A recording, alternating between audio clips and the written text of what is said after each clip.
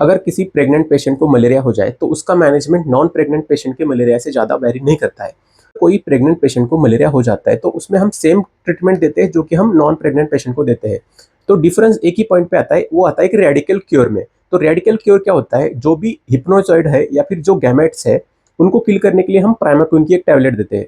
तो अगर प्राइमाक्विन की जो टैबलेट होती है वो हम वाइवैक्स मलेरिया में देते हैं कि 0.25 mg पर केजी के हिसाब से देते हैं, यानी अगर 60 केजी का अगर कोई पर्सन है तो इसमें मान लो कि हम 15 mg की एक गोली देते हैं और ये 14 दिन हमको देनी पड़ती है। और अगर किसी पेशेंट को फैल्सीपैरम मलेरिया हुआ है तो इस केस में 0.75 mg पर केजी के हिसाब से हम ये डोज देते हैं।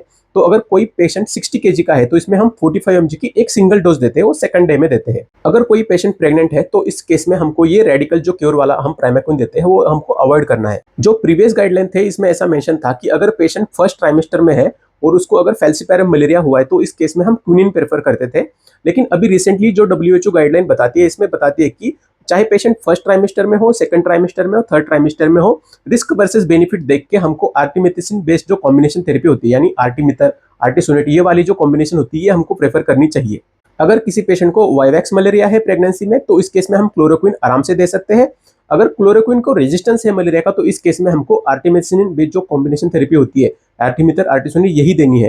डिफरेंस एक ही पॉइंट पे आता है कि जो रेडिकल क्योर है जो प्राइमाक्विन हमको देनी है वो बस प्रेगनेंसी के केस में हमको अवॉइड करनी है, बाकी जो ट्रीटमेंट है वो ऑलमोस्ट सेम है। प्रेग्नेंट फीमेल को मलेरिया हो जाता है तो वो फीमेल ना कि बस नॉर्मल कॉम्प्लिकेशन का रिस्क रखती है, नॉर्मल कॉम्प्लिकेशन के साथ साथ वो अबॉर्शन को भी हो सकता है, उसको स्टिल बर्थ भी हो सकता है, कभी कभी बच्चे का वेट कम हो सकता है। तो ऐसे बहुत सारे ज़्यादा कॉम्प्लिकेशन प्रेग्नेंट फीमेल को हो सकते हैं।